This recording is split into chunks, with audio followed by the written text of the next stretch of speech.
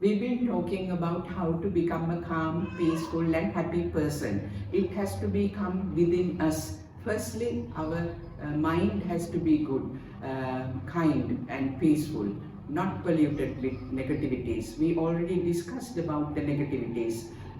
Our mind works, it's difficult to understand actually, but the Buddha has explained the mind thinking. There is a thinking part and there is an emotional activity. Thinking activity and emotional activity. Thinking activity, Buddha has given a word which is called mano, the thinking capacity of the mind, and chitta, the emotional activity. This is what get disturbances within us. The chitta, it makes us the emotions angry, anger or hatred, fear, jealousy, so on. It is responsible, the chitta activity. But according to the teachings of the Buddha, we can understand, we can think, and we human beings have this thinking capacity within us, and we can always control, have a controlling activity for our emotions. If our mind is, if we have trained our mind well, then we can, at the time of we are becoming disturbed of with these emotions, then our, if have we have developed our mind to observe them, be aware of them, then we can quickly have a control over these emotions. Look, this is anger, and we shouldn't let it out. We somehow, there are other ways of getting rid of this anger. No need to bottle it up. And your mano, your thinking capacity helps us to have some controlling activity of these emotions. So this is how these two activities work together, the thinking capacity and the emotional activity. If we have trained our thinking activity or the thinking part of the brain, then it is possible for us to have some control of our emotion. And this is also in our meditation, this is what we are trying to do, develop this training of becoming calm and peaceful, and it leads us to become happy. And our thinking capacity, when we develop, when we take control of our thinking capacity, then we can control our negativities or these emotions and get rid of them as much as possible and keep them to a minimum. This is the thinking activity and the emotional activity. And the Buddha explained that in two terms, mano and chitta. Mano is the thinking capacity, chitta is the emotional activity that disturbances are brought about. So in our meditation, we train mano to become more calm, peaceful, and get rid of as much as possible the disturbances that is damaging to us, damaging to the others as well. Then also the Buddha's teachings has given us guidelines.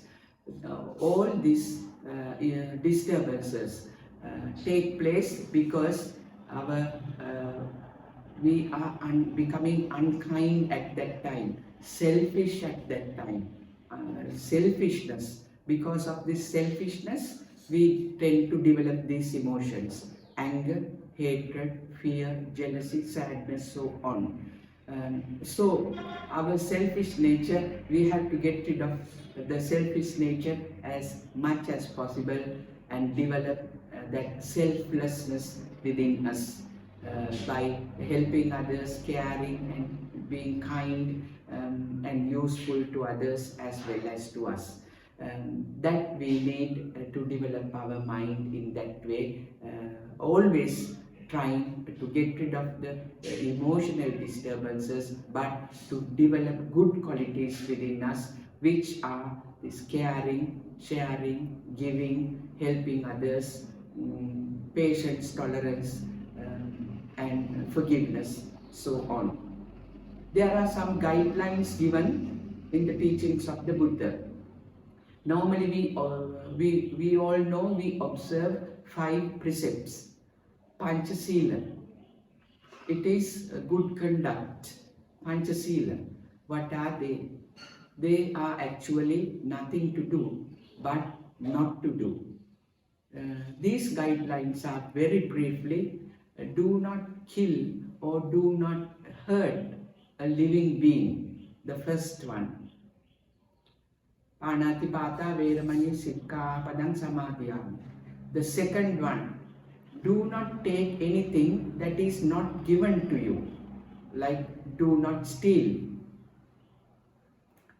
Adinna Dana Veramani Sikka Padang Samadhyam. The third one, third guideline is do not engage in bad sexual behavior. What is that?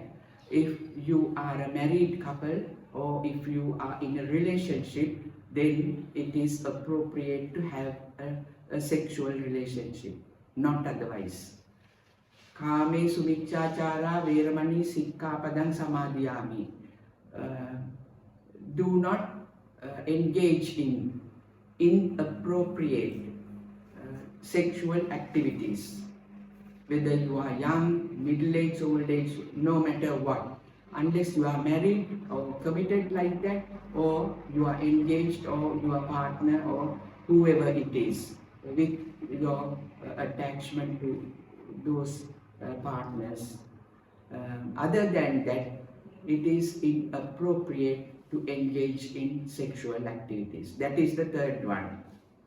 Fourth one is do not use unkind words, lies, gossip in your words.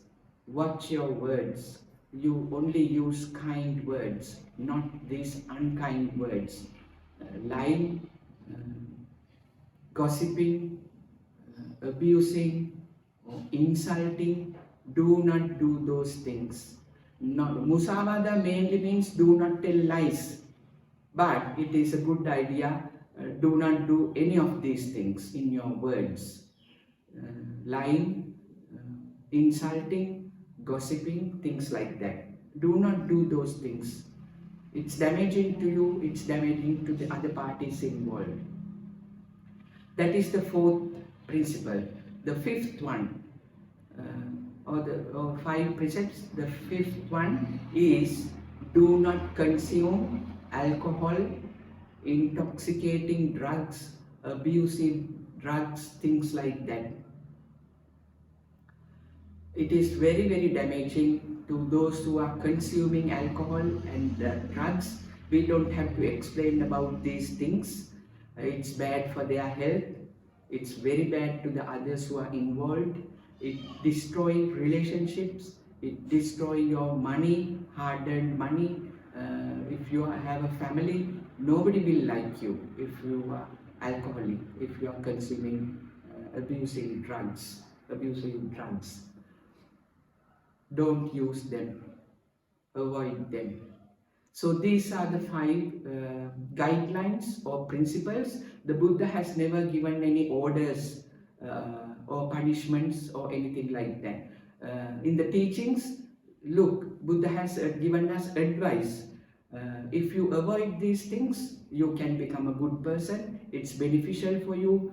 It's beneficial for the others who are involved here and now. These are the 5 guidelines. Do not hurt or do not kill any living being. Do not take anything, stealing, not given to you. Do not steal. And third one, do not engage in bad sexual behavior, inappropriate sexual behavior. Fourth one, in your words, do not tell lies or other unkind words. The fifth one is do not consume alcohol, intoxicating drugs, damaging drugs, things like that. Only prescribed drugs or whatever a doctor has given to you, it is okay. We are not saying, talking about that. We are only saying alcohol and drugs and abusive drugs, things like that. So these are the 5 guidelines, and if you avoid these, and if you then you have very good conduct in your life, you think about them, you practice them, and you set an example for your family, for your friends, whoever, and to the entire society. You will be happy, your family will be happy, and you make a happy society, good person, good human being, good society as well. May all beings be well, happy and peaceful.